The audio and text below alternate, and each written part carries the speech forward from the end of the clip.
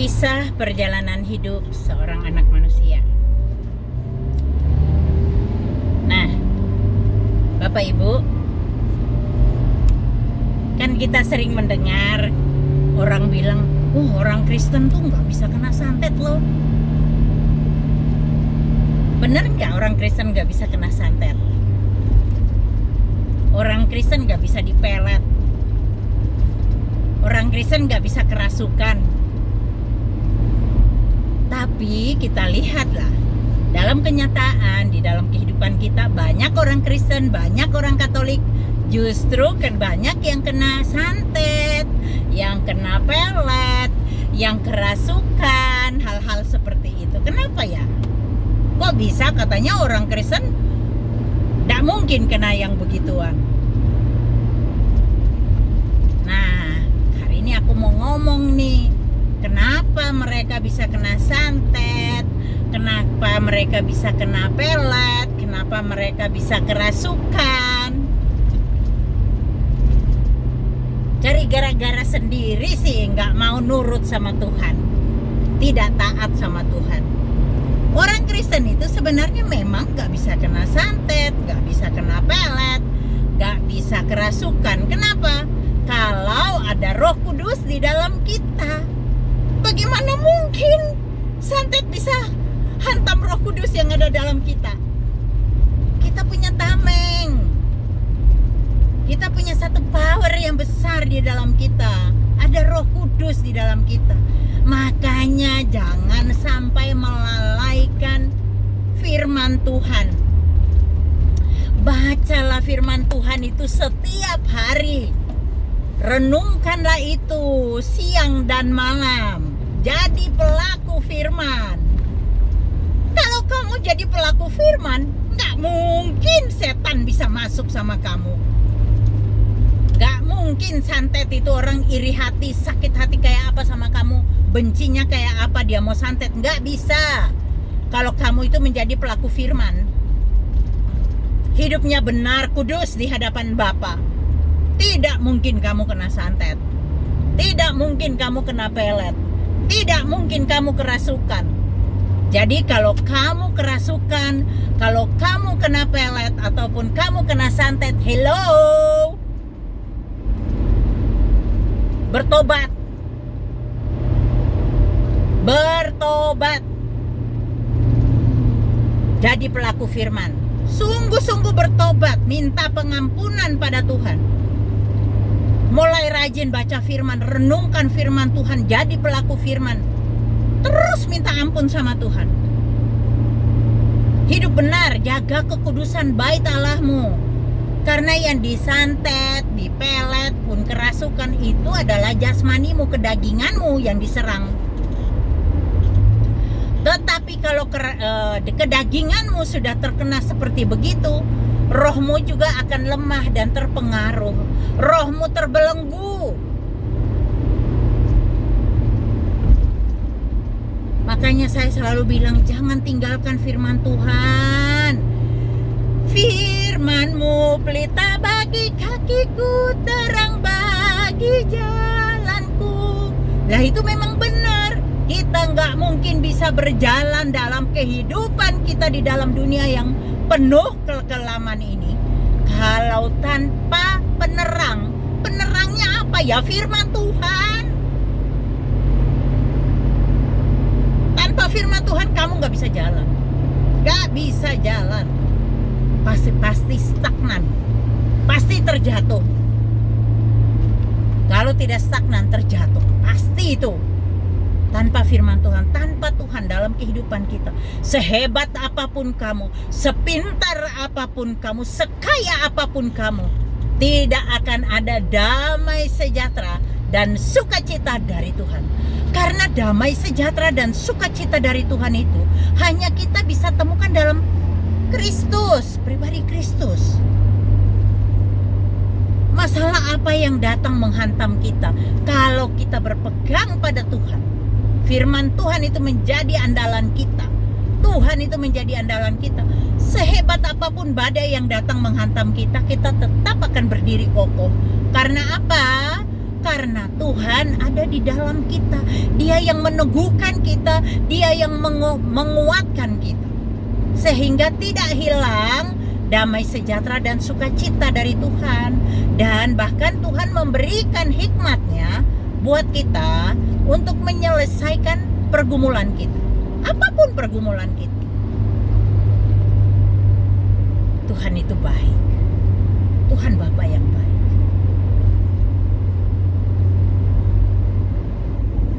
Jadi kalau kamu saat ini mungkin yang sedang kena pelet, ataupun kamu sedang kena santet, ataupun mungkin yang lagi kerasukan, bertobat. Bait Allahmu kotor. Apa sih bait Allah itu? Ini loh, tubuh jasmani kita ini loh. Tubuh jasmani kita ini adalah bait Allah. Dia katakan bahwa dia tidak membangun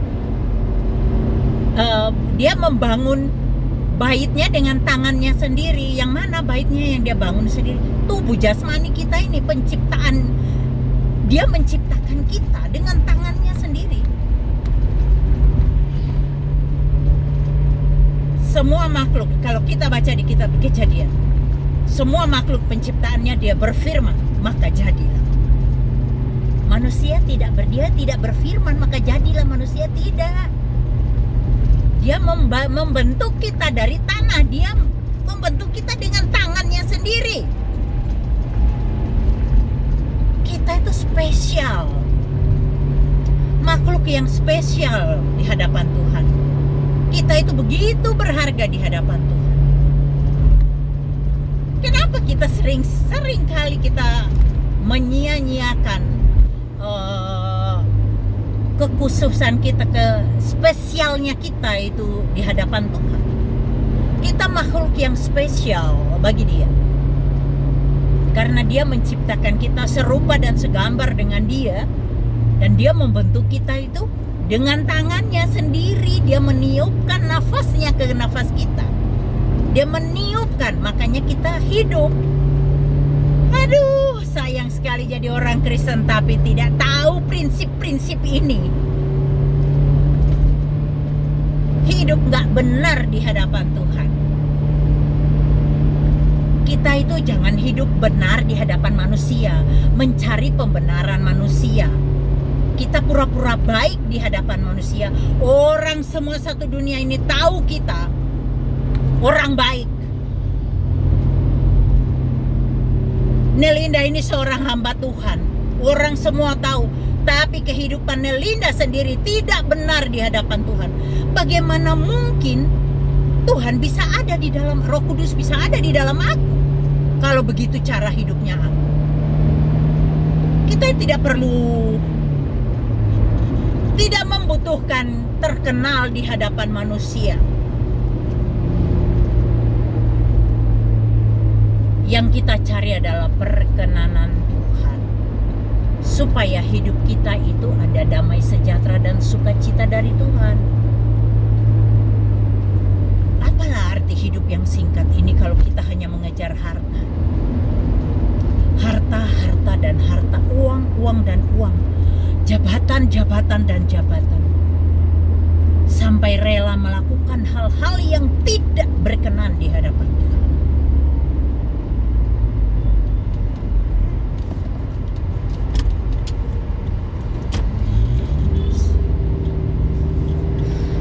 Sayang kan? Sayang banget. Orang-orang, kebanyakan ya saya lihat orang Kristen itu cuma melakukan ritualnya ke gereja setiap minggu, tapi sebenarnya hatinya tidak tertuju pada Tuhan. Maaf, saya tidak menghakimi, tapi banyak sekali yang konseling, banyak yang mengalami begini dan begitu. Semuanya karena apa? Tidak mau hidup benar di hadapan Tuhan. Dengar pendetanya khotbah tentang kebenaran itu, tapi tidak menjadi pelaku firman. Juga kadang-kadang ya, pendetanya ngomong kebenaran firman Tuhan, tapi dia bukan pelaku firman. Dia tahu kebenaran firman itu, dia tahu. Dia ngomong ngomong khotbah bisa bagus, tapi hidupnya sendiri tidak benar. Banyak loh pendeta seperti begitu. Jadi tidak salah lah kalau kita dengar, orang, padahal dia orang Kristen loh, kena santet. Kasihan loh, dia begini begitu. Nanti kita dengar lagi, itu loh, tuh kena pelet loh, suaminya kena pelet, atau istrinya kena pelet, sehingga lari dengan yang meletin dia, ninggalkan pasangan mudanya. Kenapa bisa terjadi begitu? Karena hidup gak benar di hadapan Tuhan. Peluang pintu buat si jahat itu begitu terbuka. Kita sendiri yang membuka pintu buat si jahat masuk. Bagaimana kok bisa, Bu Nelinda? Hati dan pikiran kita ini loh, dunia aja. Dunia yang kita kejar, dunia itu yang menyebabkan hati dan pikiran kita tidak fokus pada Tuhan. Kalau kita hidupnya hati dan pikiran sudah tidak fokus pada Tuhan, si iblis tuh mudah sekali menghajar kita, mudah sekali dia masuk, dan caranya tuh sangat halus yang kita tidak menyadari. Kita sendiri tidak menyadari kalau ternyata kita ini sudah dalam genggaman si iblis, si setan. Kita tuh manusia tuh terlalu bodoh. Yang kita pikirkan itu cuman dunia. Padahal harusnya yang kita cari, yang harusnya ini untuk hidup, bekal untuk hidup kekal nantinya itu. Di dunia nih kita ada time limitnya kita hidup. Ada batas waktu kita harus pulang. Tapi kalau kita pulang, kita kemana? Itu harus jelas dan pasti. Ya Bapak Ibu.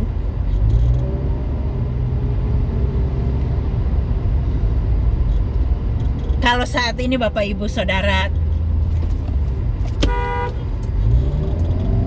tidak yakin kalau kembali kemana?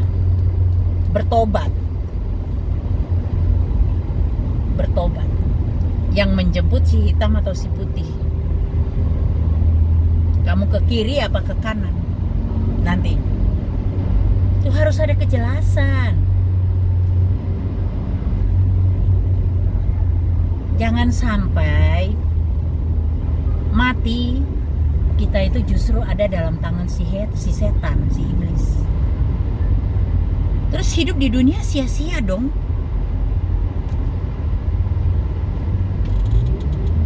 Sia-sia belaka. Kalau cara hidup kita yang tidak benar di hadapan Tuhan, yang rugi nantinya kita sendiri. Penyesalan itu datang bukan sekarang. Penyesalan tuh selalu di akhir. Nanti baru menyesal. Aduh, harusnya aku itu bertobat. Harusnya aku begini, harusnya aku begitu. Terlambat. Waktunya sudah habis untuk kita bertobat.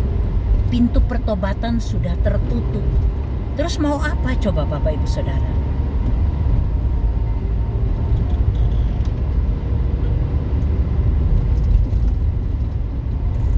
Harus ada kejelasan, makanya perlu kita itu hidup bergaul akrab dengan Tuhan.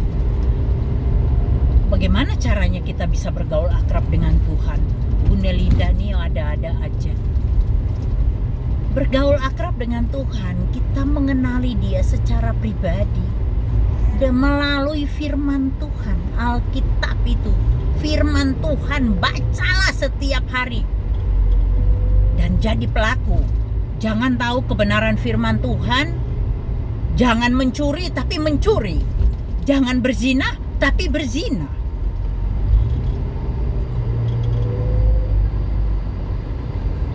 Jangan membunuh tapi membunuh karakter orang, membunuh ekonominya orang, kehidupan orang. Itu jahat. Kadang-kadang kita dengar, padahal orang Kristen loh. Padahal orang Kristen, tapi cari kekayaan, pakai pesugihan, pakai kuasa kegelapan. Kan gak benar kalau hidup dengan cara yang seperti begitu. Tuhan kan gak mau kita seperti begitu.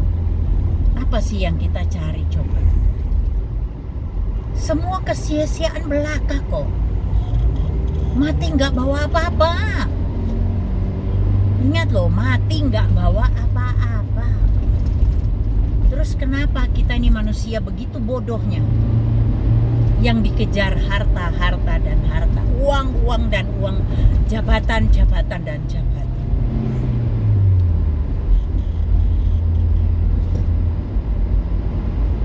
Mau punya jabatan? Cari tempat di gunung-gunung, cari setan yang memberikan jabatan. Nah, setan kalau yang memberikan itu buat kamu, ada perjanjian juga kan?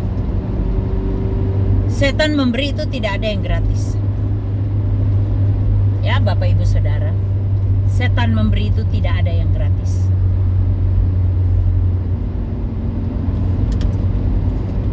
Kesia-siaan belaka kalau saya bilang. Karena nantinya habis percuma juga.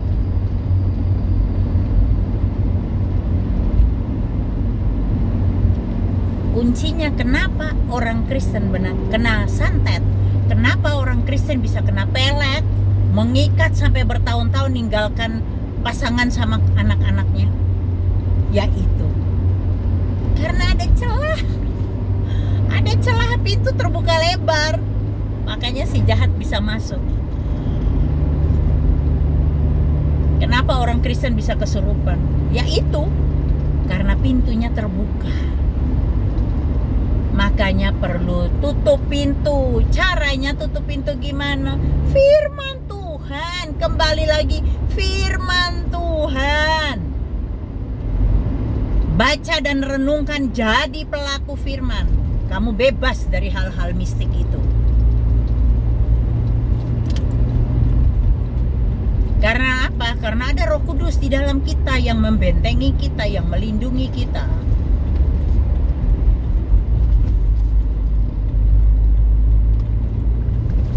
Saya ini sering loh dikerjain orang.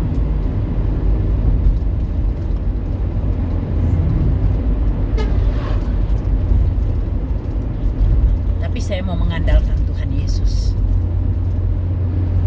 Firman-Nya selalu meneguhkan aku, menguatkan aku. Tuhan kita tuh Tuhan yang dahsyat, beda dengan Tuhan yang lain. Tuhan kita tuh penuh kuasa. Dalam namanya aja tuh penuh kuasa. Dalam namanya ada mujizat. Tuhan kita tuh beda dengan Tuhan yang lain. Dialah Tuhan di atas segala Tuhan. Dia Raja di atas segala Raja. Keren Tuhan Yesus. Setuju Bapak Ibu Saudara? Oke. Kita sambung nanti di cerita yang lain, versi dari cerita kisah perjalanan hidup seorang anak manusia. Tetap andalkan Tuhan dalam kehidupan. Tuhan Yesus memberkati.